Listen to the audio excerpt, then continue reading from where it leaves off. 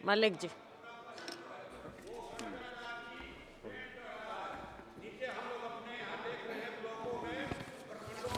धन्यवाद आदरणीय सभापति जी, आपने मुझे इस बजट पर बोलने का मौका प्रदान किया। मान्यवर, यह बजट देश की जनता के साथ बड़ा खिलवाड़ है। भारतीय जनता पार्टी धोखा देकर के सत्ता में आई और लाठी लेकर के सत्ता में बैठी है। ना सत्यता जबती ना सत्यता अब है। इस बजट में कहीं भी आम आदमी के हित की बात कोई नहीं है।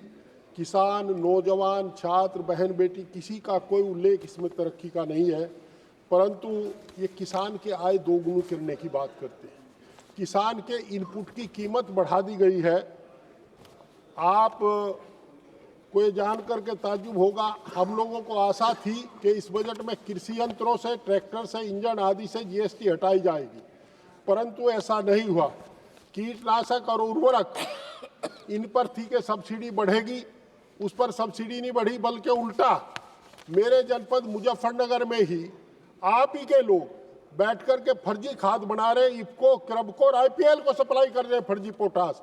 27 रुपए क्विंटल की राख खरीद करके डिस्टिलरी से उसको ग्रेनुलाइजर में घुमा करके पोटास कह करके बेच रहे हैं।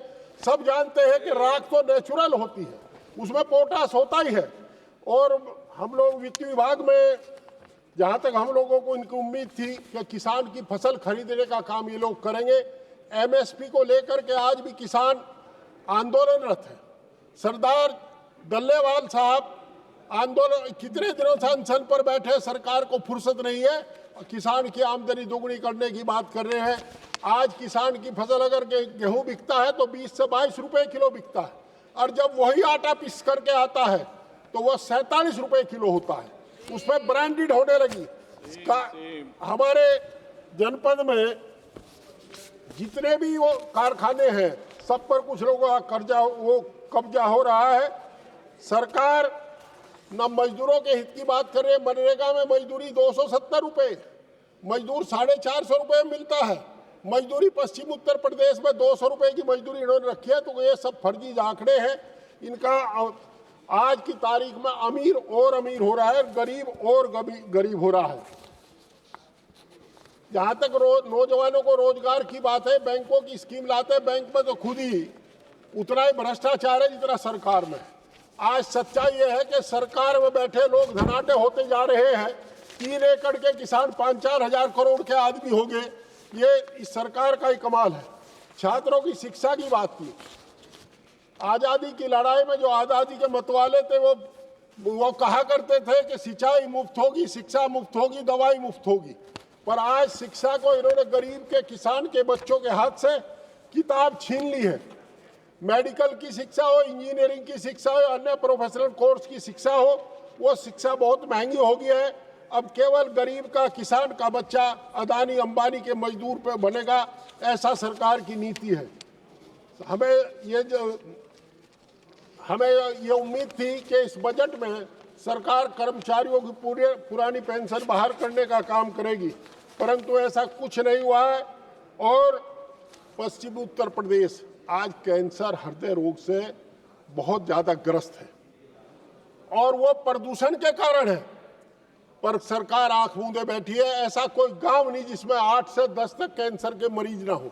हम लोगों की बार बार मांग करने के बाद भी हम मांग करते रहे कि आप कम से कम पश्चिमी उत्तर प्रदेश में मुजफ्फरनगर में कैंसर के अस्पताल खोल दें। आज इन्होंने डिटेक्शन सेंटर की बात की है, डिटेक्शन सेंटर की, पर ये जमीन पर कब तक आएगा जब तक आधी आबादी कैंसर से मर चुकी होगी। आप कैंसर क्यों फैल रहा है, हृदय रोग क्यों फैल रहा है, पक्षघात क्यों है, इसकी जांच कराने की बात नहीं कर रहे। एम्स में जो मरीज आता है हमारे यहाँ का, बड़ा किराया खर्च करके आता है, उसे 1 साल से लेकर के 2 साल तक का समय मिलता है, और जब तक उसकी बीमारी का इलाज होने का समय आता है तब तक उसकी जीवन लीला समाप्त हो जाती है, वो मोक्ष को प्राप्त हो जाता है। हमारा जनपद एनसीआर में, सभापति, जब से हमारा जनपद एनसीआर में, हम लोगों का जीवन दूभर हो गया। कोई छूट नाम की कोई विकास का काम मुजफ्फरनगर में नहीं हुआ, शामली में नहीं हुआ। अलबत्ता इतने प्रतिबंध लग गए, किसान ट्रैक्टर 15 साल का नहीं चला सकता, किसान ट्रैक्टर आदमी कोई कार नहीं चला सकता। हमारी मांग है कि इस एनसीआर से हमारा पंडा छोटो, हमें महाभियोग लगता है, महाबीमारी लगती है, इसे एनसीआर से बाहर कर दे या इन प्रतिबंधों को हटा दो। उद्योगों पर प्रतिबंध है। दूसरा, इसके साथ साथ एक रैपिड रेल चली, उम्मीद थी, बड़ी चर्चा हुई कि मुजफ्फरनगर तक जाएगी। हम मांग करते हैं कि मेरठ के बजाय उसे सहारनपुर तक चलाइए, बिजनौर भी भेजिए। तो रैपिड रेल चलाने की बात नहीं कर रहे। जहाँ तक बच्चों की बात करते हैं, ये कहते हैं बेटी पढ़ाओ बेटी बचाओ। अयोध्या की बेटी के साथ क्या हुआ? बहन बेटी सुरक्षित नहीं है। बार बार ये कहते हैं, उसका उल्टा करते हैं। हमने मांग की थी, हमें अपेक्षा थी कि गांव गरीब की बेटी, किसान की बेटी इस शहर में आकर के स्कूल में शिक्षा प्राप्त कर सके। इसके लिए आप छात्रावास की व्यवस्था करेंगे। छात्रावास नहीं है, गांव में उच्च शिक्षा के संस्थान नहीं है, शहर में छात्रावास नहीं है। ऐसे में हम क्या करेंगे? ये हमारी समझ से परे का मामला हो रहा है। और बच्चे, लड़कियां पढ़ने से रह जाती है। कैंसर का 1000 बेड का अस्पताल लखनऊ में बना खड़ा है, परंतु बदकिस्मती है कि सरकार राजनीति के फेर में आकर के उस अस्पताल में डॉक्टर नियुक्त नहीं कर रही, क्योंकि अस्पताल समाजवादी सरकार ने बनाया था, आदरणीय अखिलेश यादव जी ने बनाया था। और बड़ी बहादुरी के साथ, हालांकि पंकज जी बैठे हैं, चौधरी जी, इनके साथ ही जाती है।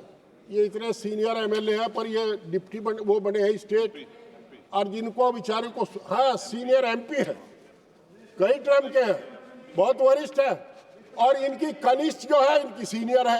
ये इन्होंने काम किया। ये कह रहे किसान को 3 लाख से 5 लाख का कर्जा दे दिया।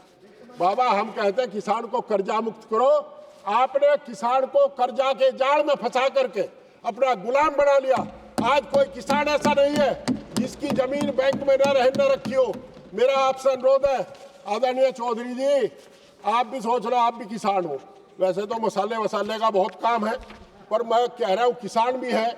आप किसान का जब क्रेडिट कार्ड का बिल वो रिन्यूअल कराता है, उसको 2 मिनट सभापति जी, उनको अपना सारा पैसा जमा करना पड़ता है। और कौन सा व्यापार है वो सारा सामान बेच करके पैसा ले आएगा? सब जानते हैं। बैंकों के बाहर दलाल बैठे हैं, वो उससे 10 रुपए रोज पे 100 रुपए देते हैं। अगर आप जिस तरह दुकानदार की सीसी लिमिट रिन्यूअल होती है, इसमें तो कोई वित्तीय बाहर नहीं पड़ रहा। किसान का क्रेडिट कार्ड भी 3 साल के लिए उसी तरह रिन्यूअल कर लो, ब्याज जमा करा दो, तो शायद अच्छा रहेगा। किसान की लूट बचाने के लिए कुछ तो प्रयास आपको करना पड़ेगा। प्रधानमंत्री ग्रामीण सड़क योजना है, 5 साल की गारंटी है। जो 3 साल पहले बनी थी उसको टूट करके गड्ढे हो गए, कोई उसे देख नहीं पाता। NHI में काम हुआ, परंतु मैं एक अनुरोध करना चाहता हूँ। NH 58 जो दिल्ली से देहरादून मार्ग है, उसमें जब चलते हैं, मेरठ पार करते हैं, एक्सीडेंट होने शुरू हो जाते हैं। आपका जड़ोदा के पास, संधावली के पास, वहल्ला के पास, कुकड़ा के पास फ्लाईओवर ब्रिज बनने बिना काम नहीं चलने वाला, परंतु कोई देखने सुनने वाला है नहीं। सब ठेकेदार इनकी कृपा पर जाते हैं और लूट खसोट करके चले आते हैं। मुजफ्फरनगर करनाल, जो ये मुजफ्फरनगर, हमारी मांग है, हरियाणा का और पश्चिम उत्तर प्रदेश का रोटी बेटी का रिश्ता है।